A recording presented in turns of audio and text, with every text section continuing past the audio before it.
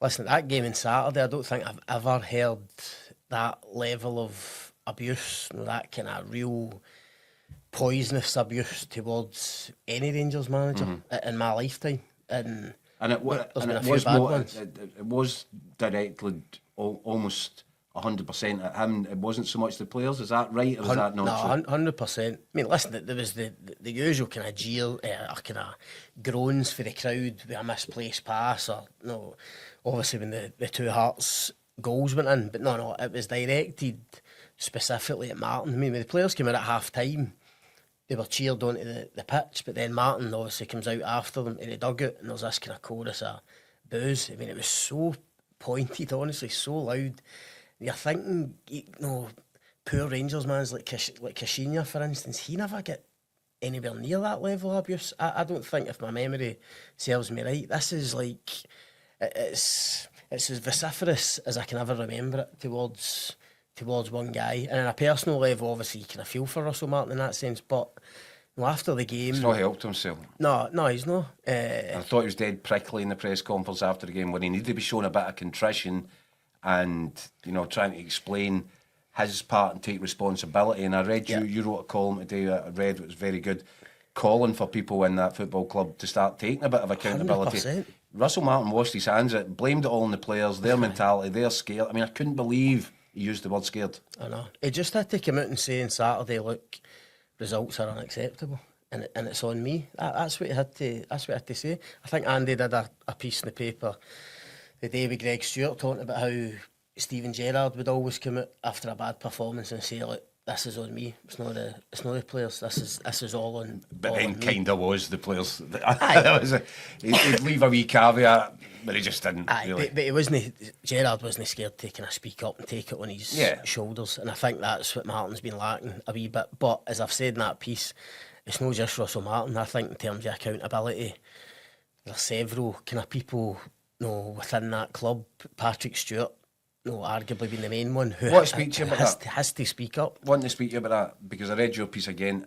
Look, we may be coming at this from different. Maybe we've got our wires crossed. My understanding, Scott, throughout the recruitment process, which ended with the appointment of Russell Martin, was that Greta Steinson and Kevin Thelwell were entirely responsible for it, and that Patrick Stewart was pretty much cut out the decision making. Look, in fact, and I think I've said previously, if push came to shove, I'm not sure that would have been his choice. Anyway, I think he preferred one of the other candidates in the process.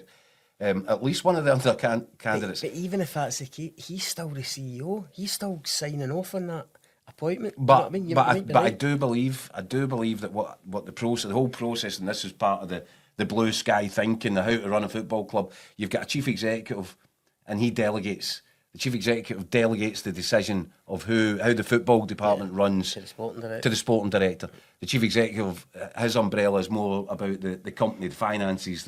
He's got to supply the money for the sporting director to then go out and finance if it's that manager, that player. That was my understanding of the process. Do you think I'm wrong? Because I've noticed a lot of fans out there saying the exact same thing, that Patrick Stewart has to take responsibility. But if he wasn't involved in the process on a deliberate basis, how can he be the fall guy for it? Because he's still the CEO of the company. He's running the club on a day-to-day basis. Now, I think Patrick Stewart maybe for what you're saying, I think Patrick Stewart maybe did a wee bit more to do with it, but I accept your point that Steinson and Thelwell would have been in charge of that kind of recruitment process. Mm-hmm. But that doesn't take anything away from the fact that we're 5 games in, the club hasn't won a league game yet, they're 10th in the league.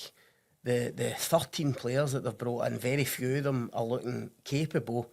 Patrick Stewart's the guy that's running the club day to day. As I've said in the piece, he's the guy that's basically asking punters to forget what they're watching at the moment, but go and pay nearly 200 quid for a Europa League package.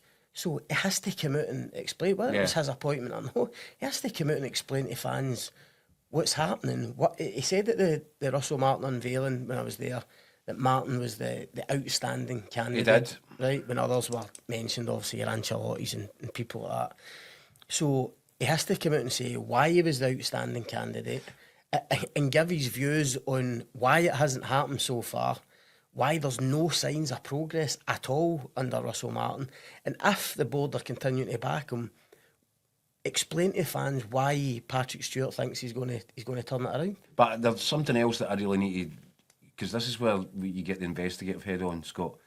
Now, on this day trip to Loch Lomond, right, wee bit of detective work. I'm going to show you something here. Who's responsible for that? Carry on. What is that? I did notice they're crackers, aren't they?